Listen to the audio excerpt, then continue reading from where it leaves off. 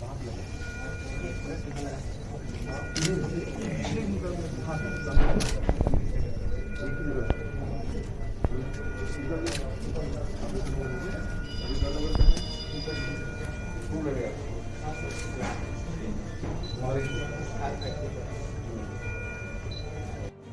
तरफ ने वो बचा नहीं सब लोग क्या गए जो मतलब घायल था वो उनको छोड़ दिए, बाकी सब बचा उसी समय फिर मैं भी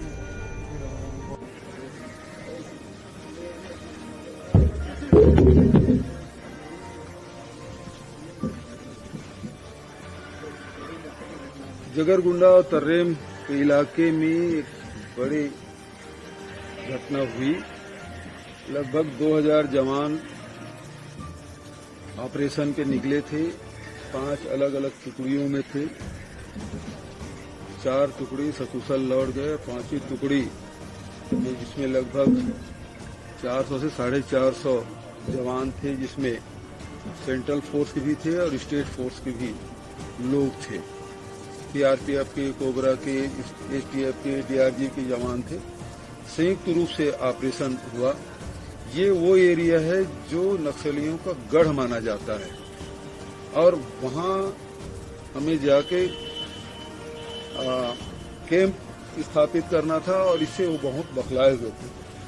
ऐसे स्थिति में वो छुप के वार किए, लेकिन हमारे जवानों ने डट के मुकाबला किया।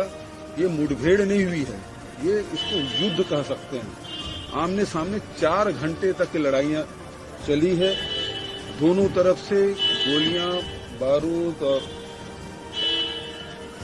रॉकेट लॉन्चर का प्रयोग किया गया। हमारे जवान शहीद हुए, लेकिन कोऑर्डिनेशन इतना तगड़ा था कि उनको जो जवान शहीद हुए उसको भी ले आए, उसके हथियार भी लाए, जो घायल है उसको भी लाए। जो जवान शहीद हुए हैं उनको मैं नमन करता हूं। उन पर हमें गर्व है कि बहुत बहादुरी से वो लड़े और घायलों को लाए। लेकिन वहीं नक्सलियों को भी भारी नुकसान हुआ है। जो हमको जो सूचना मिली है वो 4 ट्रैक्टर में घायल और उसके डेड बॉडी को ले जाने के लिए 4 ट्रैक्टरों का प्रयोग किया। मतलब समझ सकते हैं कितने बड़े तादाद में नक्सलियों को नुकसान हुआ है। इसी बात से अंदाजा लगा था 4 ट्रैक्टर लाए गए, जिसमें भर के उनके डेड बॉडी और घायलों को ले जाया गया। नुकसान निश्चित रूप से हुआ है, लेकिन बहुत बहादुरी से संयुक्त ऑपरेशन में हमारे जवानों ने लड़ाई लड़ी है। मैं उन बहादुरों को नमन करता हूं और जिनकी शहादत हुई है उसके परिवार के प्रति संवेदना व्यक्त करता हूं। जी, बिल्कुल चूक नहीं है। ये कोई कैंप में हमला नहीं हुआ है या लौटते हुए हमला नहीं हुआ है। हम उसे घेरने निकले थे और कैंप स्थापित कर रहे हैं। लगातार आप सुकमा की तरफ से, बीजापुर की तरफ से, दंतेवाड़ा की तरफ से हम लगातार बढ़ते जा रहे हैं, कैंप स्थापित करते जा रहे हैं।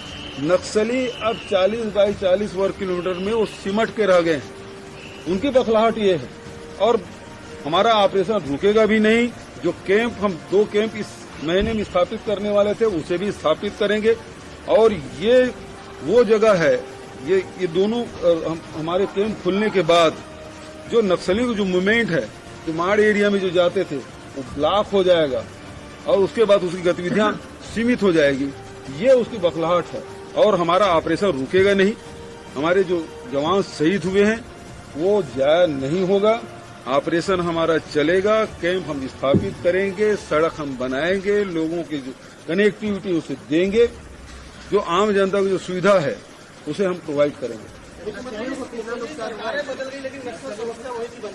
सरकार बदल गई है, लेकिन नक्सल समस्या की बात की जाए तो आज भी वैसी वैसी स्थिति है और वो अपने मंसूबे में लगातार कामयाब होते हैं। मैं कोई राजनीतिक बात नहीं करता, लेकिन आपको याद होगा पहले कैंपों पे हमले होते थे, उन्हें घेर के मारा नहीं जाता था।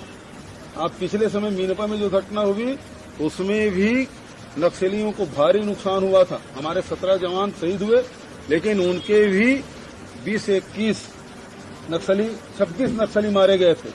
इस समय भी 2-4 दिन बाद आंकड़े आ जाएंगे।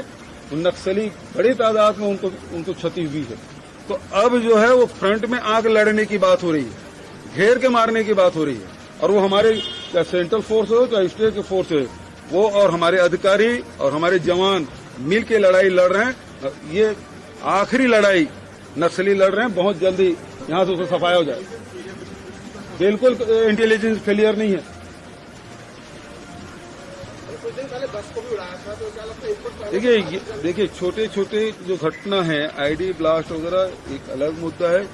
ये पहली बार उसके जो मिलिट्री फोर्स है उसके नंबर 1 उससे सीधे मुठभेड़ हुई है। हम उसके मांग में जाकर उसे लड़ाई लड़ रहे हैं। ये छोटी बात नहीं है और हमारे जवानों के हौसले बुलंद हैं। Thank you.